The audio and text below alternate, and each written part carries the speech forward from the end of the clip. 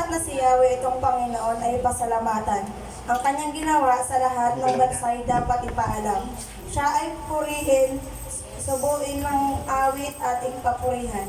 Ang kahangahangang mga gawa niya ay dapat na isa-isay. Tayo ay magalak, yamang lahat tayo ay tunay sa Kanya. Ang Kanyang pangalan, ang pangalang banal, napakadakila. Lahat ng may nais maglingkod kay Yahweh, dapat na magsaya. Siya ay hanapin at ang Kanyang lakas ang siyang asahan. Siya ay hanapin upang mamalagi sa Kanyang harapan. Ating gulitain ang kahangahangan niyang mga gawa. Ang Kanyang paghatol, gayon din ang Kanyang ginawang himala. Purihin ang pagkabasa ng salita ng Diyos. Awitin po natin may ganap.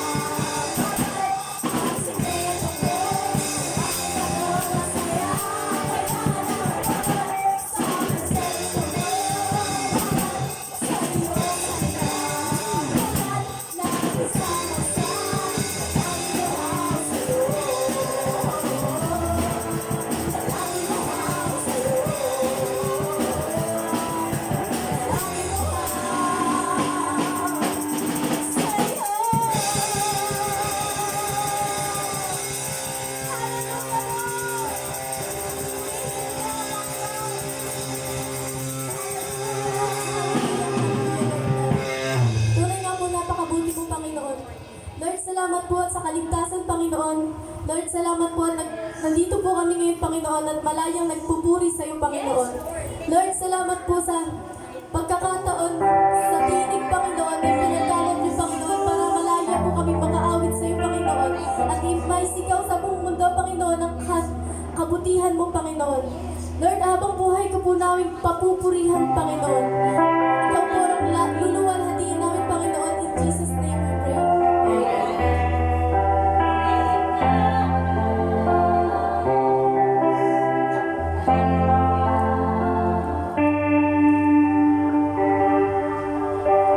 Awitin ko man lahat ng awit sa mundo, di kayang ilarawan na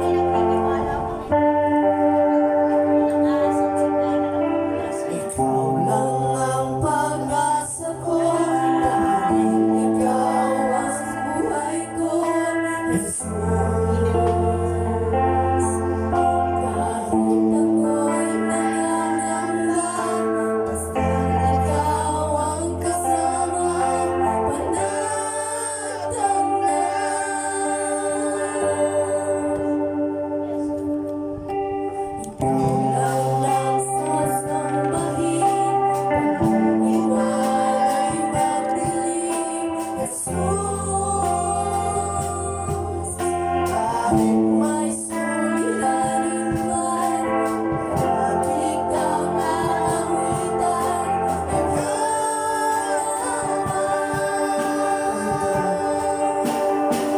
kahit kailan, di ka nagulang, niyaya mo sa akin lagi lang.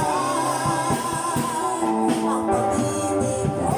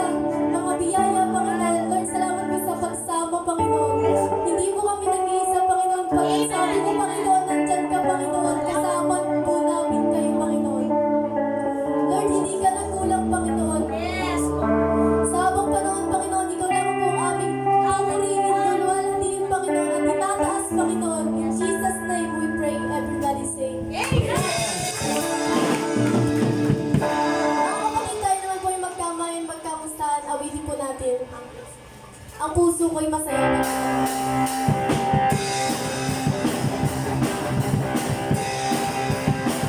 Ang puso ko'y masaya kasama ko ngayon. Ang puso ko'y masaya kasama ko ngayon. Sabi sa pag-ibig, ang basta ng kanyang gawain. Dahil sa pinupuri namin o ako'y masaya kasama ko ngayon. Dahil sa Diyos ay ang puso ko'y masaya kasama ko kayo. Sa Diyos umiibig, puso ko'y masaya kasama ko kayo. Dahil sa Diyos umiibig, ay inang pagbasta ng kanyang gawain. Diyos ang pinupuri namin o ako'y masaya kasama ko kayo. Dahil sa Diyos ay umiibig. Dahil sa Diyos ay umiibig.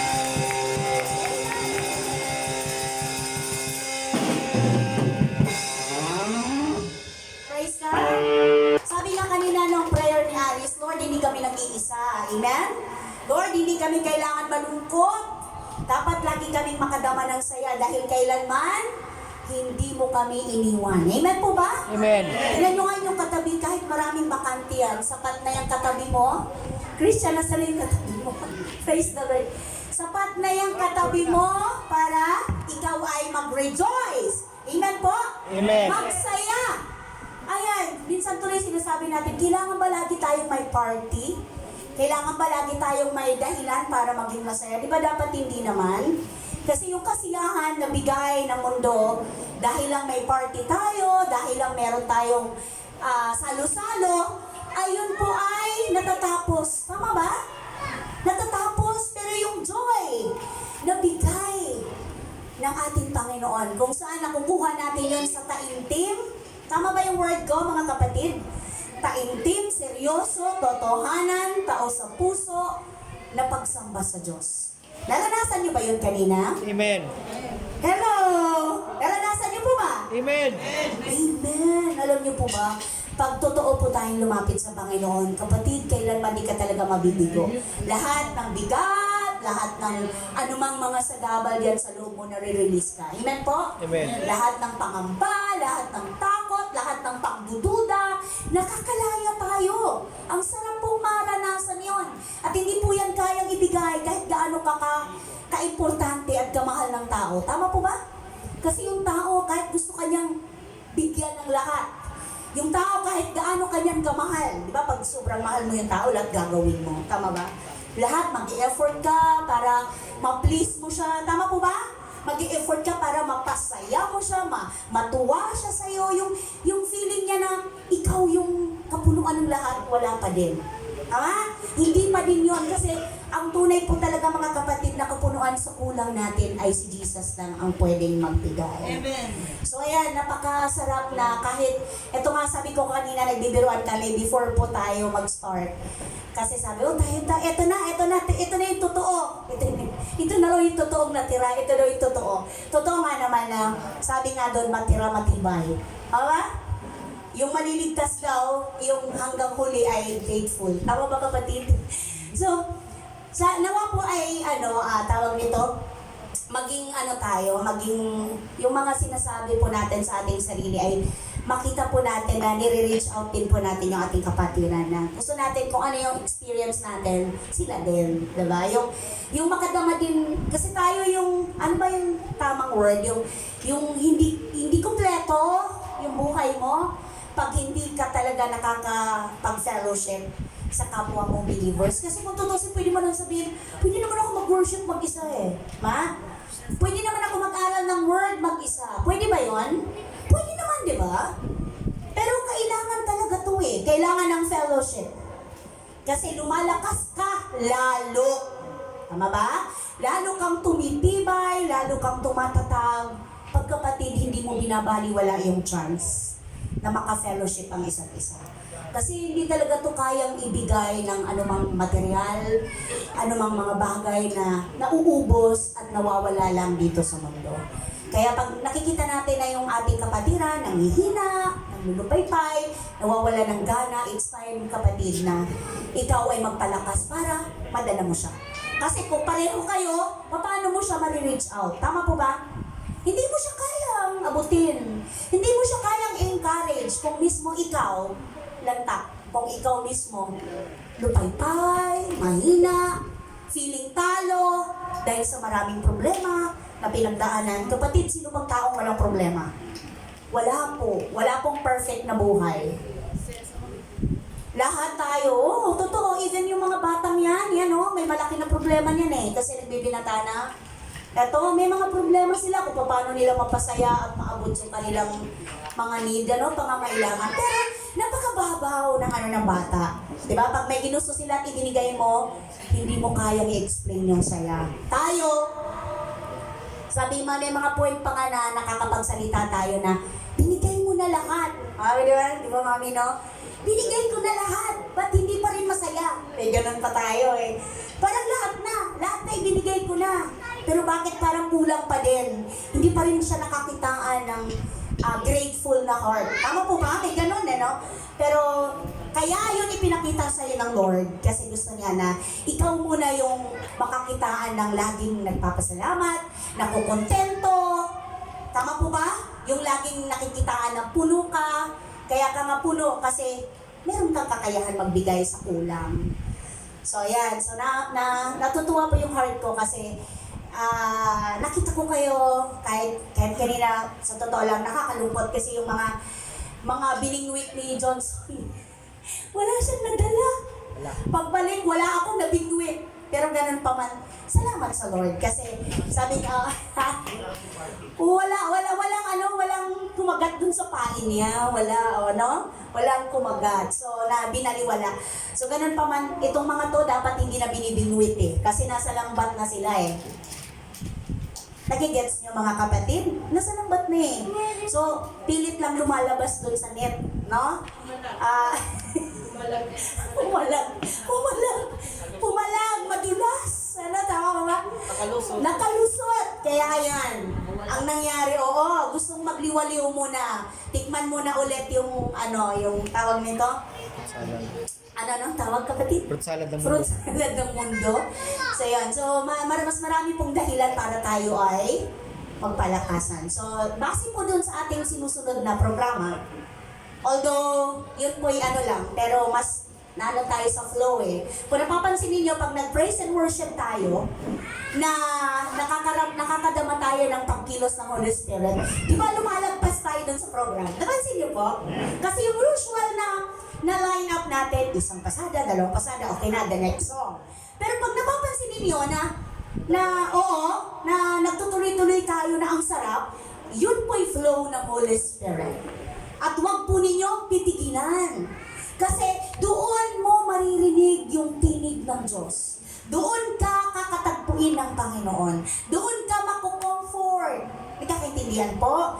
Doon hindi masasayang yung punta mo. Doon hindi masasayang yung effort mo. Naligo, nagplancha, tama po ba? Gumising na mas maaga, na kung tutusin, lalo ngayon, na holiday. So usual natin gising, ang oras? 10, 11. Diba? Oo, kasi natutulog kasi kayo 5 na, 6 na ng umaga. Kaya ang gising nyo 1. So kaya ito, Sunday, so kailangan 8 pa lang tumayo na. Kasi andun, unang-una, nagre-rejoice na yung spirit mo. Kasi meron ka ng first move, first step, tungo sa spiritual. Ano tayo mga kapatid?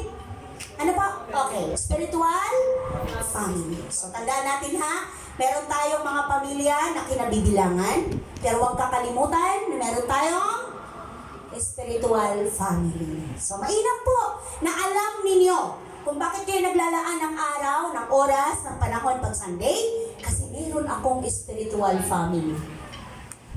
Naintindihan, Christian? Meron kang spiritual family at tayo yon. So ikaw kasi ay merong ano meron ka? Bakit ka merong spiritual family, kapatid? Meron kang? Kristo sa puso. Okay. May specific na pangalan na tawag doon. Meron akong spiritual family kasi meron akong Go! Sinong nakakaalala, Holy Spirit. Okay, ang tamang word. Meron tayong, go mga kapatid. Meron tayong ano? Ala, nakalimot na. As na. Meron tayong ano, MJ? Meron tayong spiritual family kasi meron tayong okay, tama. O may Diyos. O may Holy Spirit. Ano ibig sabihin nun? Anong tawag nun sa'yo? Meron kang ano? Need. Okay, love. Go, malapit na. Merong ano? Commitment. Meron tayong commitment. Lahat yun nakapaloob kasi meron kang Love. Kristo sa puso. okay, may Christ ka sa heart mo. Merong ano? Okay, ano yung sabihin? Spirit ano? Meron tayong spiritual family kasi sige po, mapapractice tayo. Sirit Tati B. Ha? Sirit. Sirit na ba? Ang doyo. Nablangko na ba ng kaabalahan? Bakit? Meron tayong spiritual na Pangangailangan. okay, meron pa. Go, malapit na. Spiritual na go, Kim. Anak ko. Meron tayong spiritual na Buhay! lakasan mo, ano? Buhay! May spiritual life. Diba? Kasi diba ano tayo? Body, soul, and spirit. So kadalasan anong binibigyan natin ng time? Body. Body. O, diba? Spiritual and soul? Hindi natin nabibigyan. Kasi naalala lang natin pag meron tayong biyaya o pagpapala. Pero pag wala, o di kaya, nabibigyan lang natin ng halaga pag meron, ano? Very good. May problema. Diba? Punta ako sa church kasi mabigat yung pakiramdam ko. Mabigat. May pinagdadaanan ako. May dinadala ako na hindi ko kaya. Huwag pong ganun ha. Maging masaya ka man or malungkot or masama ang loob mo, the more na masama ang loob mo, the more na lumapit ka sa Diyos. Tama po ba? Yes. Kasi pag masama ang loob mo at lumalayo ka, lalong gagamitin ng kaaway yun para lumayo ka ng lumayo. At bukas pangalawa, tandaan mo, mararanasan mo na lang, ma-experience mo, ba't parang wala na akong gana? Diba? Parang wala na akong kainti-interest dyan sa mga fellowship na yan. Si Mami. Totoo.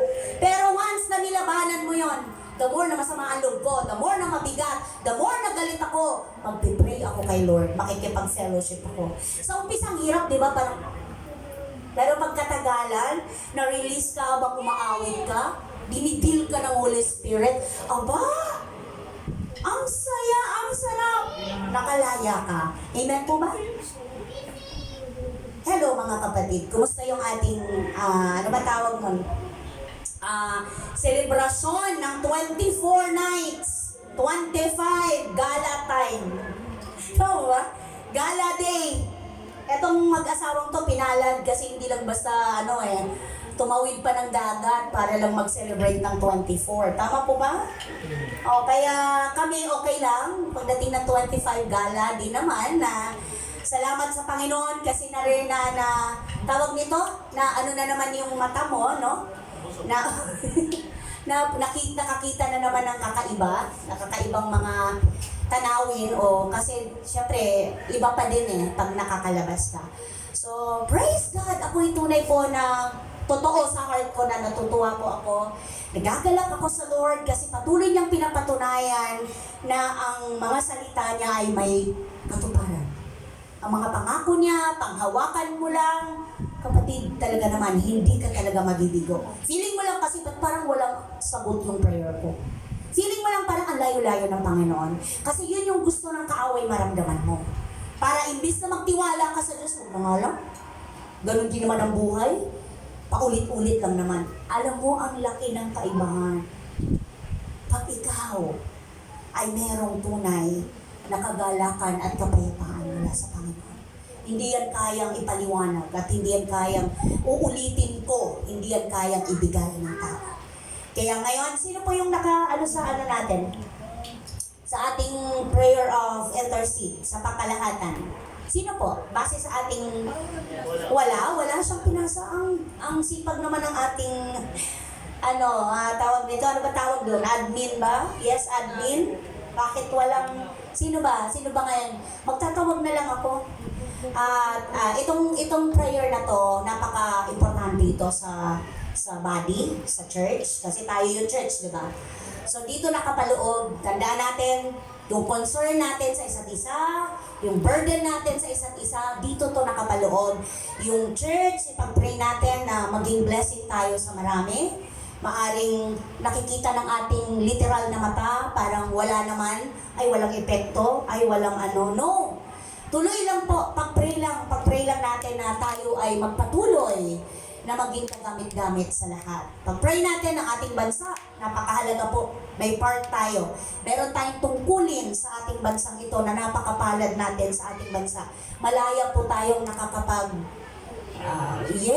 nakakapag-share. Malaya tayong, malaya nating na ipapakita sa lahat, yes, na tayo ay nagpupuri sa Panginoon. Di ba? Hindi tayo nangingimi, hindi tayo natatakot. Hindi tayo dapat na mag-atubili, mag-alinlangan, magtago. Kasi mapalad tayo sa bansang ito. Meron tayong freedom na express ang ating faith. Tama po ba yung word ko? Express yung ating faith sa ating Panginoong Jesus. Kaya, kapatid, i-lead mo kami. Pag-pray natin lahat. Pag-pray niyo po ako. Pag-pray niyo po yung mga leader, yung mga teacher ng church. Kasi talaga naman po ang battle, grabe. Grabe yung laban na andun po talaga yung pagkilos ng kaaway sa mga lingkod ng Diyos. Sige po, Brother Paulo, pwede bang pangunahan mo kami para sa pangkalahatang panalangin?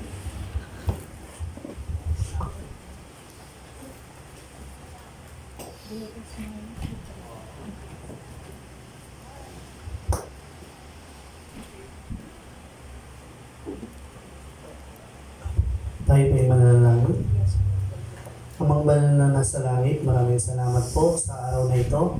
At binigyan ka namin ng oras, Panginoon, dahil higit sa lahat, Ikaw ang may-ari ng lahat, maging ng aming mga buhay. Salamat, Panginoon, dahil pinahihiram niyo kami ng lakas upang gampanan ang aming mga obligasyon sa araw-araw. At magampanan din namin ang mga aming trabaho upang kumita ng pera para may panggastos sa araw-araw at sa buong taon na ipinagkaloob mo sa amin. Salamat, Lord God, sa mga anak mo na wala dito.